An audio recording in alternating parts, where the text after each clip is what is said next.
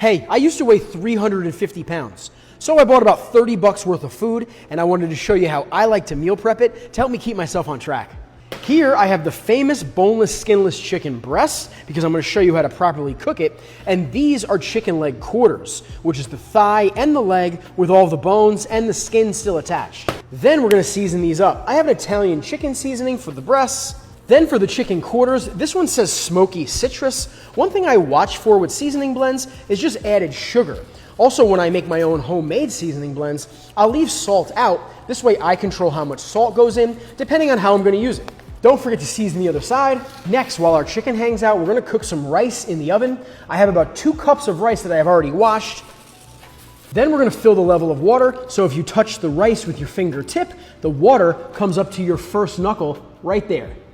Cover this up with some foil or a tight-fitting lid and into a 375-degree oven for 40 minutes. Then I'm just going to large dice some sweet potatoes, but this can be any mix of any kind of potatoes, or even harder squashes like butternut. And we'll get our sweet potatoes onto a lined half sheet tray. Next is to take 1 whole onion. We're going to cut it in half just like this, then turn it 90 degrees and sort of thick slice your halved halves. With a head of cabbage, I like to cut the whole thing directly in half right through the core.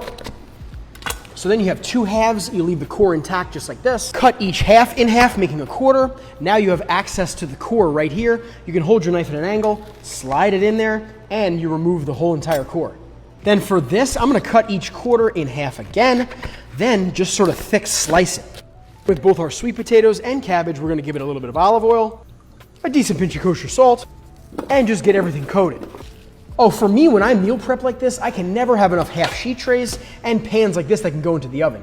But then both of these are going in the same oven as our rice. Then I have 2 pans over medium heat. We're gonna add some olive oil, and we're gonna sear our chicken skin side down. Obviously, our boneless skinless has no skin, but I'm gonna show you how to perfectly cook it, so it's gonna be delicious. Pans and burners will typically have hot spots, so after a couple minutes, you're gonna look like this. I'll actually keep it on the same side, but rotate it so I get a nice even sear. But then after a couple more minutes, your one side is gonna look like this, gorgeous. Flip it and we're gonna do it to the other side. And same thing with our leg quarters. Then after a couple more minutes, we're gonna put our chicken onto the same tray. I've just changed to a new piece of parchment, and we're gonna go into your same workhorse oven. And when I put my chicken in the oven, I happened to notice that my sweet potatoes were done, so now they can cool. And also, when I cook cabbage like this, I purposely put it in a pan that it crowds. This way, as it gets char on the top, I can take it out, stir in the char, and now I have a new layer of uncooked cabbage and onion that I can re-char. But the trick to cooking perfect chicken breasts, these are different tongs by the way, is to cook it to an internal temperature of 150 to 155 degrees Fahrenheit. The temperature of this is going to continue to rise before it starts to come down to room temperature. This is how you keep your chicken breasts nice and juicy and not dry and chalky. These still need a few minutes, so back in they go.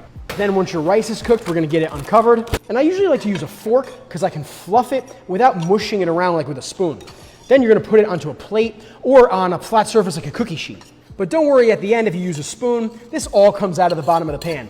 But getting it all flat like this not only allows it to cool way faster, but when you reheat this, it's gonna stay nice and fluffy and chewy. Now everything is cooled, and I typically will cook dark meat like this in between 170 and 180 degrees Fahrenheit. It allows all the fat and the connective tissue that make dark meat so delicious to melt and break down. But now we have a ton of options. We can pick apart all of our dark meat and shred it. Oh, don't forget to rub it in all this deliciousness on your tray. We can slice some chicken breast. See, it's even juicy cold. Plate this up. Maybe you want 6-7 ounces of chicken breast. I'll do about 5 ounces of sweet potato and a cup of cabbage. Now when I get home from work, I plate all this stuff up, I stick it in the microwave for a minute, minute and a half, dinner's done. But I can also take about a cup of rice, my pulled chicken dark meat. Then another great option for me are vegetables like broccoli or green beans. I can stick these in there raw like this. Then when I microwave this, there's no additional oil or fat, and this will stay nice and crunchy. Now, if you notice, I didn't use any garlic anywhere. I'm gonna be eating this food for at least the next few days, and at least to me, garlic, while it won't get you sick, is usually that first thing that starts to taste a little old. But no worries, because this is where you get to have fun with your favorite healthy condiments. This is one of my new favorites. It's a tikka masala hot sauce. It's perfect for your chicken and rice bowls because it makes it taste like Indian food. I'll tag these guys down below, but whether it's your favorite hot sauce, a sugar-free barbecue sauce, or even your seasoning blend, you can make each plate or each bowl of food taste entirely different. And follow me because I get asked constantly on how long to cook chicken in the oven for, and my answer is always to get a meat thermometer.